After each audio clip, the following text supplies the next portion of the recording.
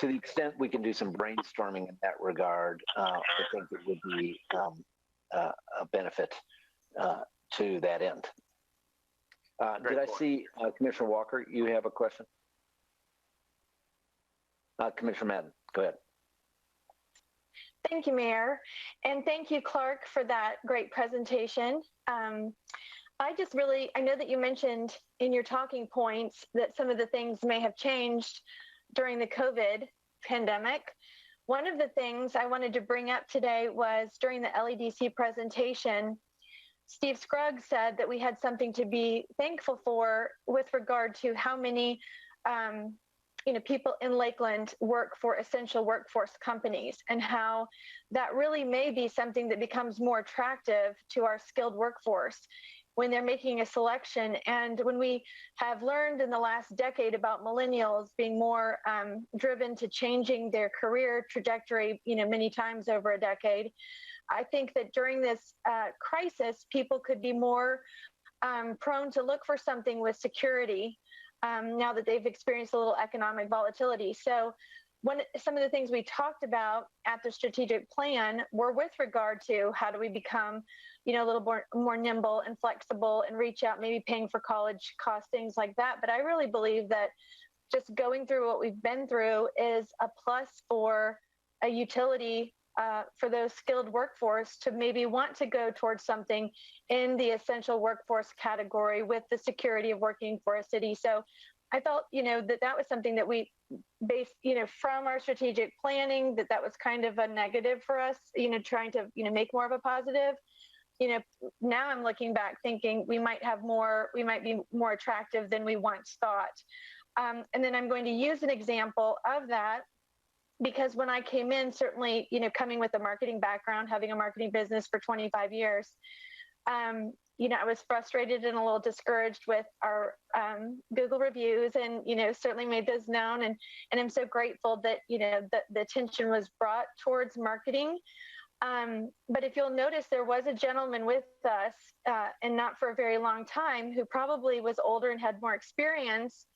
But when Catherine Lacey, a young talent, pivoted towards marketing for Lakeland Electric, we had a 115th birthday celebration campaign that really turned the heart of our community to vote in a way that showed that they really support our utility and made it less, they did not want it to be easier to sell at the polls, I think, which was completely, in large part to our marketing campaign with Bump Galetta, a local artist, fresh, young design and logo.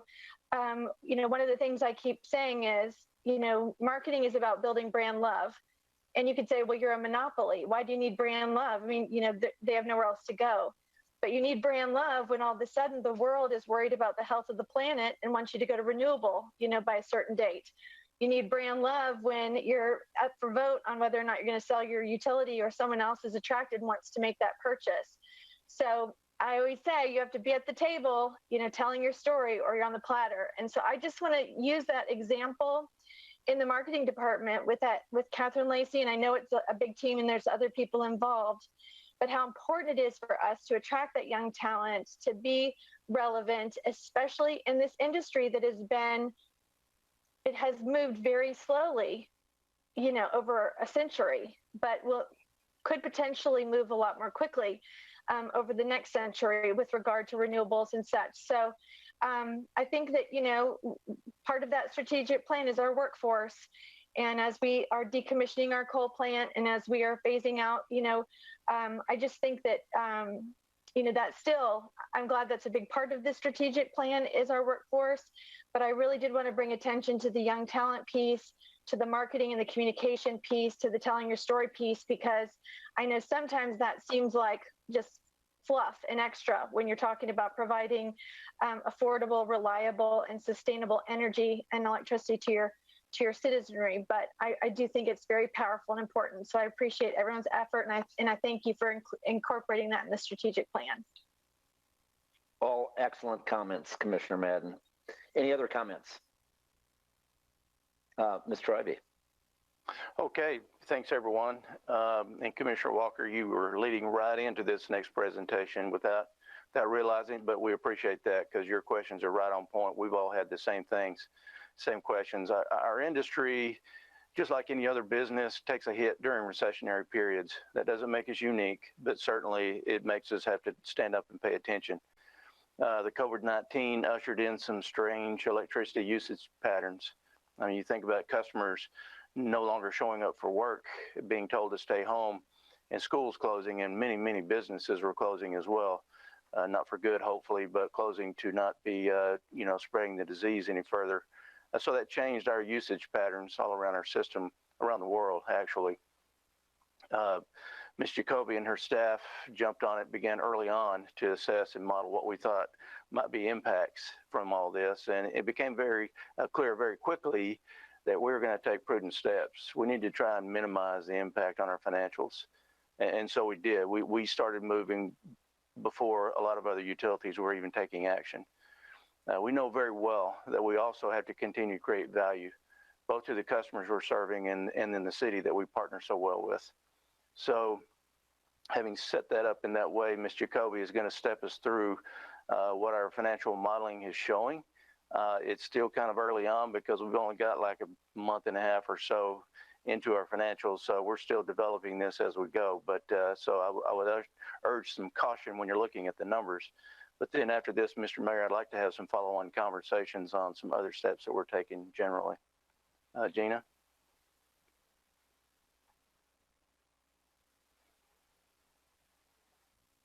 Okay, well, thanks, Joel. Good afternoon, everybody. As you know, there's a lot of uncertainty regarding the future of our economy, and I, for one, don't have a crystal ball. Nonetheless, I'd like to provide you with some idea as to how we think LE is going to perform this year from a financial perspective. I'm going to begin with a look at our financials for the first half, and then I'm going to switch gears and address our forecast for the full year. So let's get started. Well, okay. The graph shown on the slide compares our budgeted net income before dividends of $9.7 million to what was actually earned, 19.8. The drivers of the 10.1 million favorable income variance are reflected by the green bars and include higher retail revenue, lower non-fuel O&M, and increased investment income. As you can see from the graph, retail revenue was 3.6 million above budget. This favorable variance was entirely weather-driven as temperatures were considerably warmer than normal in October of last year and in March of this year. Matter of fact, if we exclude the weather impact, in other words, if we exclude the weather, our load for the first half actually came in slightly below budget. The second factor, lower O&M, contributed 5 million to our favorable income variance. About half of this, good news, reflects unfilled vacancies, while the rest of the variance is primarily timing related. Investment income also was favorable to budget to the tune of 1.5 million, and there were two reasons for this. Interest rates and cash balances have been higher than projected, and we received a $900,000 settlement check from Citigroup earlier this year. This amount settled charges that Citigroup had defrauded government entities by manipulating LIBOR, an interest rate benchmark that underlies a wide range of interest rate derivative transactions. Because of these three factors, we are entering the second half of our fiscal year with better than budgeted financial results, and this will definitely help us weather the upcoming economic uncertainties. So the first question you must be asking yourselves is, what does our load look like given all the school closures and the governor's safer at home order? While we don't have April results yet, we have seen a notable difference in how our daily loads by customer class, how they look for about a month now. First, let's take a look at our commercial sales. As you can expect, our commercial load has been negatively affected by the governor's order. And the key question is, by how much? In order to estimate it, we resorted to regression analysis. Using smart meter data, we were able to identify daily loads by customer class, and we plotted these relative to the average daily temperature. We chose to perform the analysis this way because there is a strong correlation between commercial sales and the weather. as you can clearly see by the scatter plots and the regression lines running through them. The hotter the average daily temperature, the higher the consumption. The scatter plot in blue reflects commercial consumption levels before the governor's order took effect, while the scatter plot in red reflects consumption thereafter. And you can clearly see that there has in fact been a noticeable decline in commercial sales. Matter of fact, based on the difference between the two regression lines, we estimate our commercial load will come in about 12 to 13% below where it otherwise would have been. So now let's take a look at the residential class, whose consumption is also affected by weather. Oops, wrong way, sorry. We plotted residential consumption the same way we plotted that of our commercial class, and we saw a completely different trend. Instead of a drop in sales, it appears that school closures and the governor's order have resulted in an increase in residential load. Remember, the blue reflects consumption before the order, red reflects consumption after the order. Now, I use the word appear. I said there appears to be an impact, and that's because the scatter plots are not as clearly defined as they were with the commercial class. But when you do run a regression analysis, that does seem to indicate that the residential sales will come in about 11 to 13% higher than they would have otherwise. What's interesting is we performed the same analysis on our large industrial customers and found they were down very slightly, about 1%. And this makes sense given many of our largest customers are in the food or medical industries. Of course, we won't know actual load results until we close the month of April, but this trend that I'm showing you, this is the trend we've seen through April 24th. So what does this all mean for the full fiscal year? Let's start with a look at our revenue.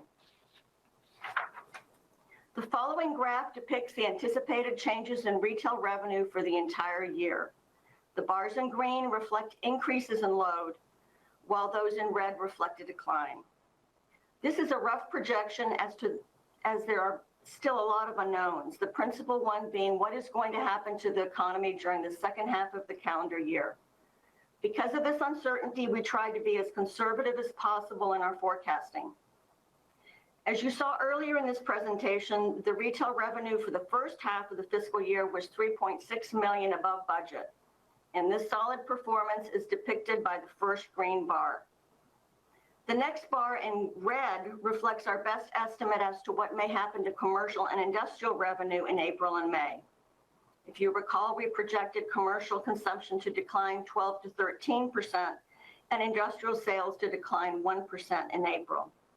To be conservative, we're assuming that the same level of decline occurs in May, despite the fact that some businesses have been opening up. This decline translates into a total drop in revenue of $1.5 million. On the positive side, higher residential sales are expected to increase our revenues by $1.1 million between April and May. Unfortunately, what happens next is the big unknown. Most, if not all, economists are projecting a recession, but the degree of its depth and its shape is still being debated.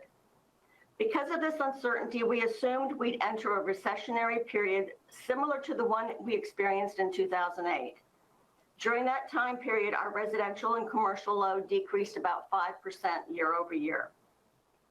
Assuming this level of decline, our revenues, our second half revenues would then drop by $4.9 million between June and September. So in total, when you sum all the bars up, we are projecting our revenue to come in about $1.7 million below budget. Because of this shortfall and the uncertainty surrounding the economy, we've undertaken a number of cost-cutting measures to offset the potential drop in revenue. And let me walk you through those now. I'd like to emphasize that these savings are all non-personnel related. We'll discuss the impact of the city's hiring freeze on personnel costs in just a minute.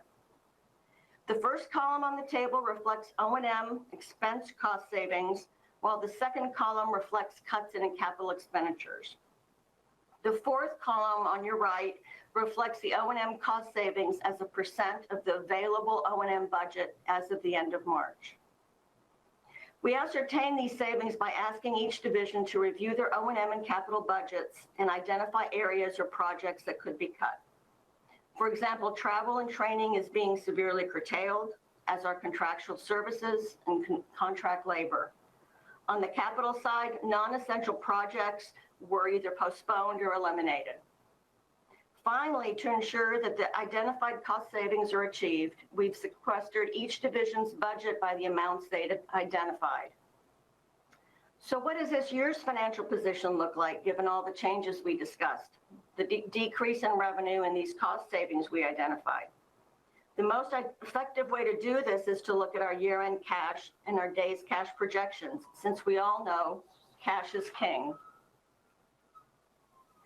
To start with, we budgeted almost $115 million of cash on hand at the end of fiscal year 2020. We currently expect to end the year up slightly from budget at 116.5, so that's a 1.5 million higher. And listed on the slide are the drivers, both negative and positive. As we discussed earlier, we project our revenue to fall short of budget by 1.7 million. However, as I also mentioned, LE will offset the decrease in revenue by cutting its O&M and capital costs in the second half by 2.8. Additionally, our vacancies and the hiring freeze we've just enacted will provide another 3.6 million of cash. Investment income will also be up relative to budget. As you saw on the first slide, investment income was above budget for the first half of the fiscal year, and we expect that trend to continue through September.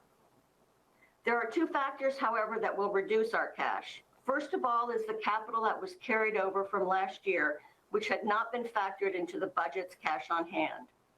I estimate these additional expenditures will reduce our cash by about $4 million. Secondly, we anticipate our collections to drop and hence our receivables to increase as we work with our customers and provide extended payment arrangements for those who have been adversely impacted by the economy shutdown. We base this estimate on what happened subsequent to Irma.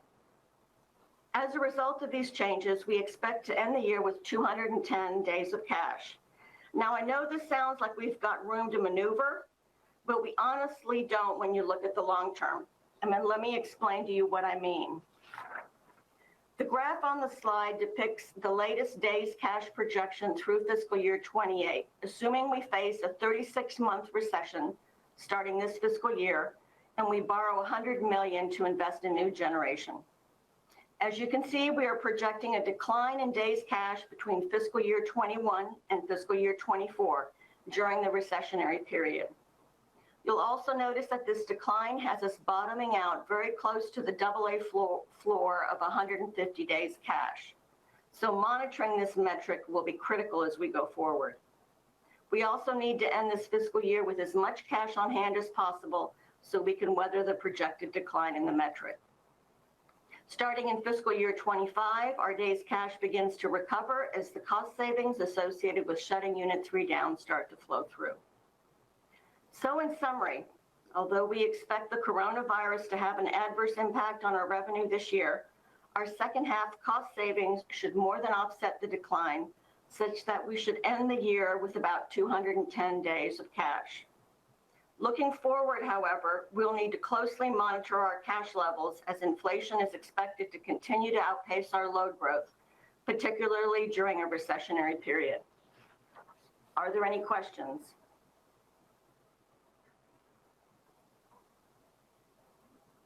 Any questions from the committee? Commissioner McCarley, and then Commissioner Walker. Thank you, Gina. That was really thorough and very well done. So thank you for that. When I'm looking at this last slide of the days cash on hand projections for 24, what happens if it does slip out of the AA range? Like, how do we rally from that if that indeed happens?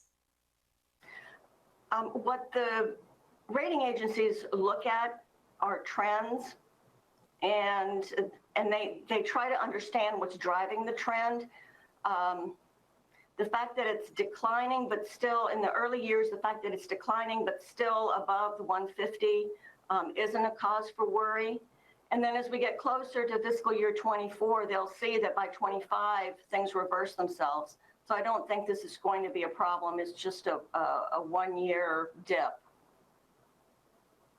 But again, we do have to monitor the metric we don't want it to really go down below 150. Thank you. Commissioner Walker. Thank you, Mr. Mayor. Ms. Jacoby, Yes. in sharing what you shared with us, and thank you again for the presentation. I guess my question kind of preceded what you were going to share with us, but good information to know what we can plan and how you're planning to make sure that we stay as solvent, fiscally solvent. But now moving forward with the phase out situation of Unit 3, thinking in terms of what you've shared with us all along. So all this encompasses still Unit 3 being phased out in the timely manner as we plan, dealing with personnel issues regarding Unit 3 phase out as well. So all this is taken consideration. So Unit 3 still, there will be no adverse effect, do you think, in our phasing out of Unit 3 as planned?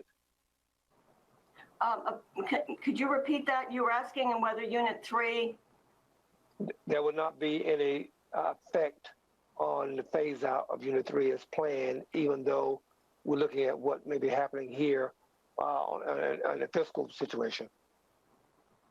Yeah, what's driving the drop in the days cash really is just the fact that inflation is outpacing our load growth, particularly during the first 3 years and during this recessionary environment. I would, Commissioner Walker, I'd also add that we have been considering the impacts of Unit 3 throughout this, and so this is factored in. I mean, and obviously Gina's forecast is based on what we think we can see.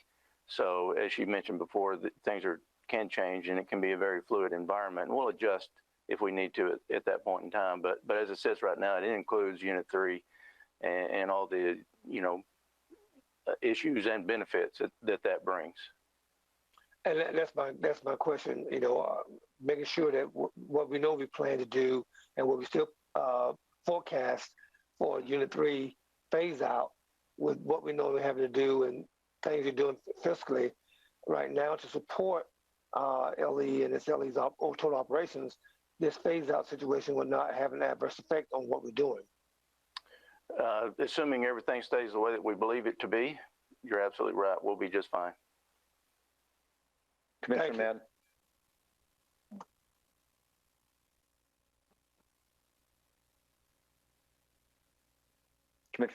Commissioner Madden, you're still muted. Sorry.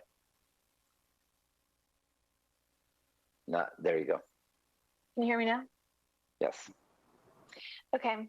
So I don't know if I was able to say thank you so much to Gina Jacoby. That was a wonderful presentation. And I know that took a lot of work, and not just work, but a lot of foresight. And thank you, Joel, and to your entire staff for looking at those O&M budget cuts. I mean, I just can't thank you enough for quickly looking to see what you could do to make sure that those losses in loads,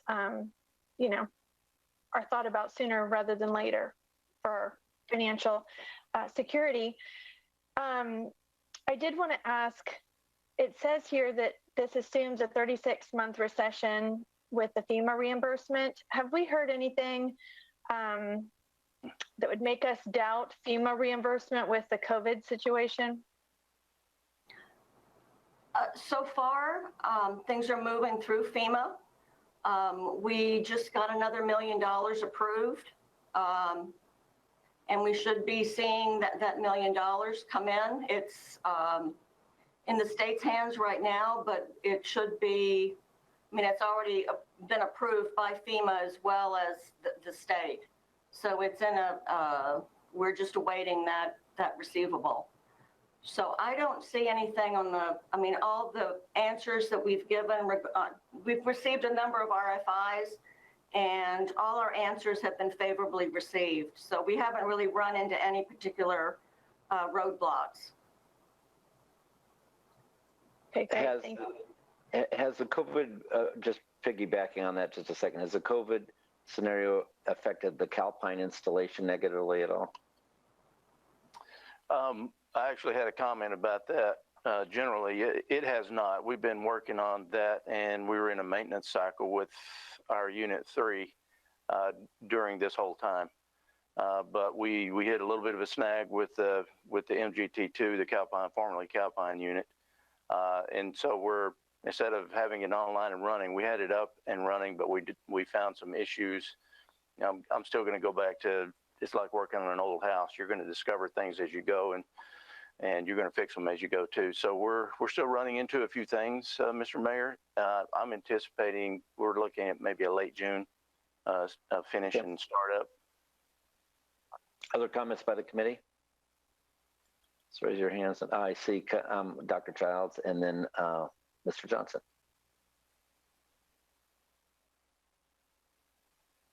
You're showing that you're unmuted, but you may be muted on your headphone or, yeah, no. There you go. I was. Gotcha. Thank you. Very good. Thank you for these presentations. I think they're very helpful and useful.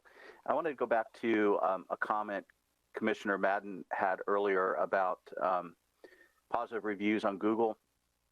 I think it's important to maybe identify as well the issues among our customers that kind of drive sentiment. And I think some of it is periodic and some of it is sort of constant. And when we look at our strategic plan and look at rate structures, I would be remiss as one of the members that represents customers outside of the city limits to go back and relook at the story that we tell and the logic behind why we continue to have the surcharge for customers outside of the city limits, but to make the pitch from the point of view of those customers outside of the city limits rather than from the point of view of people inside the city limits. I think that would go a long way to increase transparency as well as to invite people into the discussion as to how we resolve that particular issue. And I know it ignites passions from the past, but I think it would be important, at least as one of the representatives of those customers, to bring that voice to the table. So I just wanted to mention that.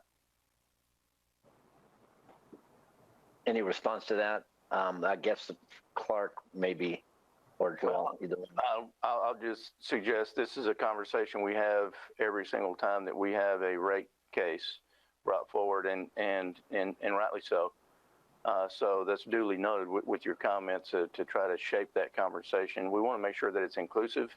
I hope that I live long enough that we can solve this dilemma and just fold it into our normal revenue from operations. I just got to keep living. But we will take that under advisement and try to do a better job with that next time. Dr. Childs, thank you. Thank you, Mr. Ivey. And I might want to just maybe set up an appointment just to chat with you about a couple of things regarding how we display the bill to the customers outside of the city limits as well. Might have some suggestions. Okay, and please know that we're just about to roll out the new bill, I think, next month. So yeah, we might want to check on how we label the surcharge. I think it still says Florida surcharge, and I think we agreed at a previous committee meeting months ago that would change it to be more transparent to indicate that it's a city surcharge, not a state surcharge. I believe you're right in that. So we'll follow up on that. Thank you. Thank you very much. Wise, and that takes us to Mr. Johnson. Thank you. Good job, Gina. Couple of questions or comments. Let me start off by saying this. If we have we can all pray that we do not have a 36-month recession as a result of this, because I think your numbers I'm very much hopeful that your numbers are very conservative and they are a worst case scenario. Explain a little bit on how flexible are these numbers with regards to the cuts? Because you mentioned contract cuts. And wouldn't those contract cuts to some extent be local vendors and stuff that we have business with that we would be discontinuing doing business with them, or is that something else? A lot of it is contract labor that, just temporary labor that we bring in. Could you explain what you're talking about there? Because those are like cutting employees, really. Yeah, although they're not, some of them work part-time, some of them, they don't work, again, some are full-time. I would assume that those are people that we wouldn't be hiring them as contract if we didn't need them. That is correct, and we anticipate as things, if the economy does turn into a recessionary type situation, which we anticipate that we probably won't need those people on board. We won't have for example, the new development that we're having now. If I can jump into Mr. Johnson, we had several contract employees for the reasons that you stated, because we needed them. They were working in the call center, for example. When the Safer at Home order came out, we went from about 1,000 calls a day down to about 200. And so at the same time, we were asking some of our employees to go home, shelter in place, and then rotate once a week in and out of the call center again. Couldn't actually justify keeping the contract labor as a paid, quote, employee, so to speak, while we're asking, everybody else to be sheltering at home and not really putting in a good 8-hour day. And I'm not saying that right, but I hope you get my point. And so we're taking a look at those positions and trying to make a determination. Is that something that we need to ramp back up for that quickly? Or is that something that we can look at over time? And right now, and according to our forecast, we're going to delay bringing those positions back online. So we're doing that with others as well. There were some temporary positions, some internships. I mean, I hate the fact that we're not able to continue the internships, but at the same time, that there's bills to be paid, and we got to make sure we're doing our part, just like any other private business would do. Even though we're not private, we try to behave that way. So we're just trying to be fiscally responsible. Okay, and I understand that. What I'm trying to come up with is, and I look at things like capital cuts, and I'm concerned about capital cuts because I'm assuming we're not cutting stuff that doesn't need to be done. We're a little bit, to use the term, kicking the can down the road on some capital issues or whatever. And I hate to see us push back capital things that need to be done without, because sometimes once you pull the trigger on a contract or a capital related thing, it's tough to get it going again. And if we don't need to cut it, maybe that's something we need to look at things that if it's inflexible, we need to take a second, third hard look at it before we cut those things out, because capital is usually pretty important stuff. Yeah. So let's just address that real quick, because we got, on the order of a $40 million capital budget, and we're cutting, I don't remember the number, Gina, it's like $1.5 million or something. That's correct. And so we're cutting that because we can. So one of the projects, which I think is a capital project, we were looking at a building refurbishment for this building that I'm in right now. It hasn't been done in a very, very long time, but it's also something that we can kick the can down the road because it's not absolutely imperative right now. So those are the kinds of things that we're taking a look at deferring. If there's projects that are a must-have, a need, we're not deferring those. We're not cutting them out of the budget. We're doing those. So it's a really small piece of the pie in the grand scheme of things, and I'm comfortable that we're not jeopardizing the system by any means. We're still doing the projects that we should do. If I could make just a couple more comments, I guess we'll all believe a little bit better in trickle-down economics after this is done. But because there's no question that's a little bit what we face. And Jack might remember this. When I was at Linder Machinery, we went through a couple of tough years, and we took some huge losses at the time and chose to make those decisions because we wanted to hold on to people. And Scott Linder at the time made this, and we took very, very large losses. But we felt like that coming out of it, if we cut our people too much, or we did too much in certain areas, that it would hurt us coming out of the time. And this was back in the 80s. So I just think that, first of all, I am hope to pray that we do not have a 36-month recession out of this. And because that would be, but also looking and trying to be as flexible as possible and careful about cutting things like internships, because that's the future of our industry. If we start cutting internships, then we may be looking at our future employees going elsewhere. And just be really careful with this on how we work this so that we don't cripple ourselves, long term to try to meet some just short-term objectives. That's all. Thank you very much. Okay, thank you. Yeah, in summary, I think what Mr. Johnson's emphasizing, and I think probably a lot of us would concur, is that this is a conservative budget, and we're grateful for that. As we look at 36 months, I would think a recessionary period would be the worst at about half that level.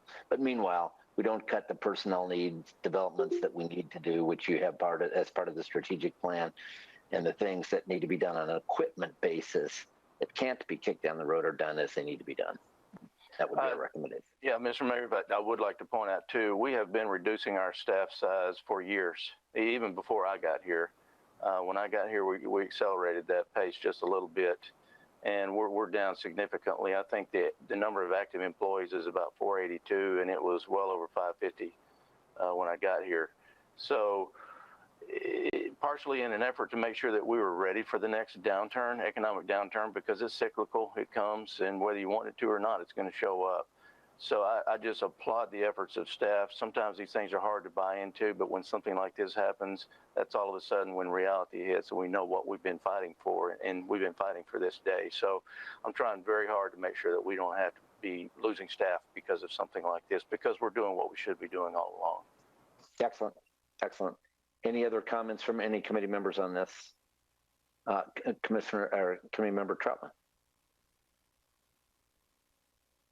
Mr. Ivey, in our communication that we had leading up to this meeting, does these numbers in this conservative budget include any type of new revenue that you indicated may be coming from those industries that are coming online with mask production and things of that such?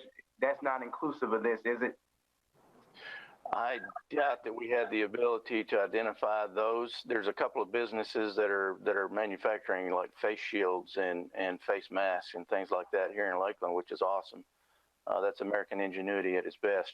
I doubt that we had time to react to try to get a sense of what those individual customers would be contributing, but in the grand scheme of things, it's probably going to be small. I don't think it's going to change the numbers drastically.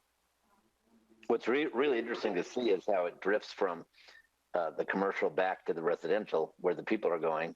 And also during the day, the reason some of that regression occurred with respect to people at home is that, there are cutbacks on residential during the day. So it's not as dramatic in the heat of the summer on the residential side as it is on the commercial side, which has to run during those periods of time. Mr. Mayor, I need to report something to you all as well. Part of our measures of austerity that we've taken, and it's been pretty unpopular because I know some of you have heard from some developer friends of ours, but we have a contribution in native construction, a line extension policy is what we call it. This involves building new facilities to serve newer speculative customers. We made a change on the fly based on what we were seeing from our revenue standpoint. We're now requiring developers to participate much more in the funding of these new projects, with the prospects of receiving a rebate if the load materializes in a 36-month period of time.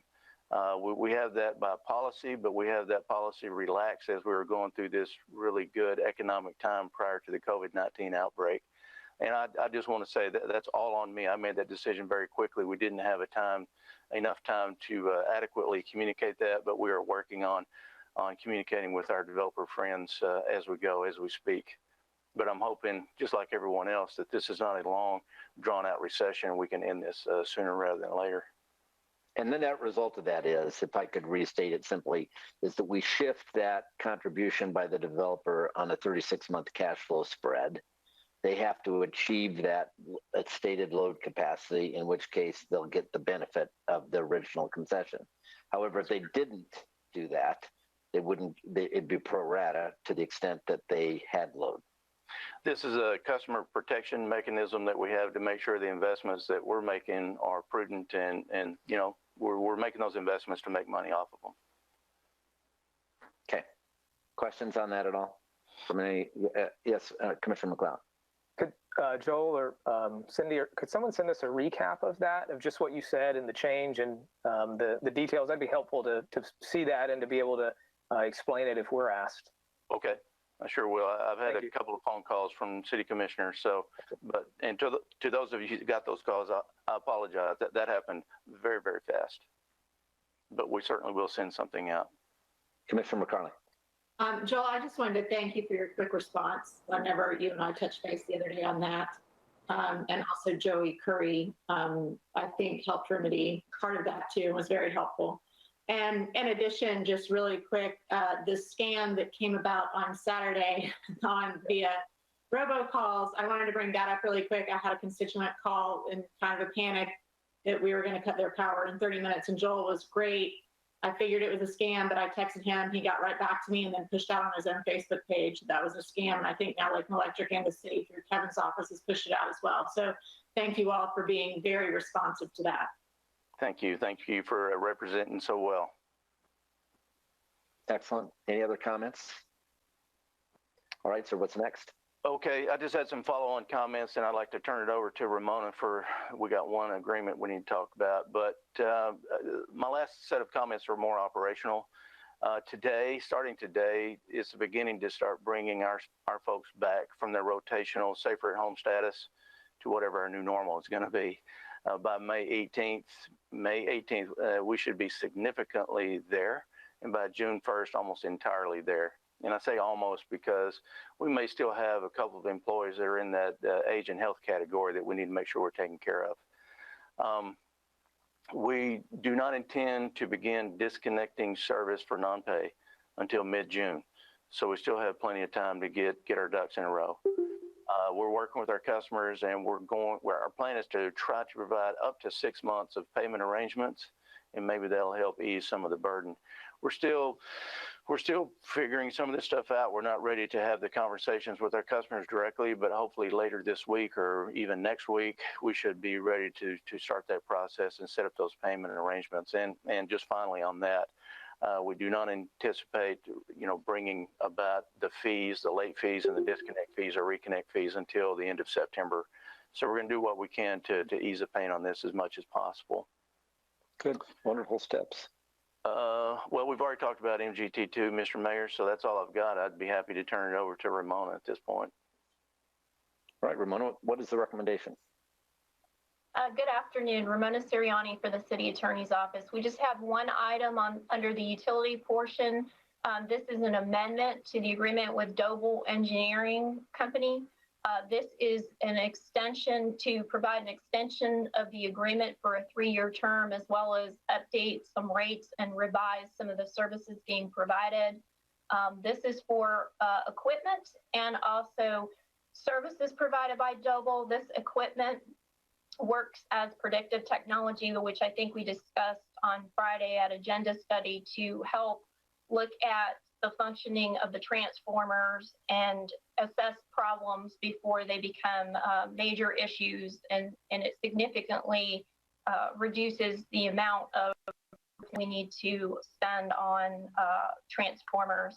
And using Doble's database, they have an extensive historical database of transformer data that they are able to compare when they assess looking at our transformers and provide updates and services. The total cost of the 3-year agreement is $138,570. Again, that's a 3-year term, and that's included in Lakeland Electric's FY20 budget. And we would ask for your favorable approval. All right, any questions by the committee? Well, first of all, I guess we need a motion to approve. And I see one from Committee Member English and a second by Commissioner Walker. All right, any discussion? This is a means of making certain that we have advance warning on transformers so that we know if something's irregular and we save money using the system as opposed to spend it retroactively. Mm-hmm. Any comments by anyone in the audience? Seeing none, if you're in favor, hold your hand up so it's visible, please. If you're opposed, the same sign. Unanimously passes, unless your cheek scratch, Jack, was an objection. No, I knew it was not. All right. Anything else? That's it for us, Mr. Mayor. Well, with that, we have 55 minutes to use leisurely before we begin our commission meeting. Thank you so much. Appreciate your great presentation. Thank you. Wait, I see before we go, a comment from Committee Member Johnson. He's saying goodbye, I think. I was just saying goodbye. I have no more comments. I'm hand sensitive. I apologize. Bye.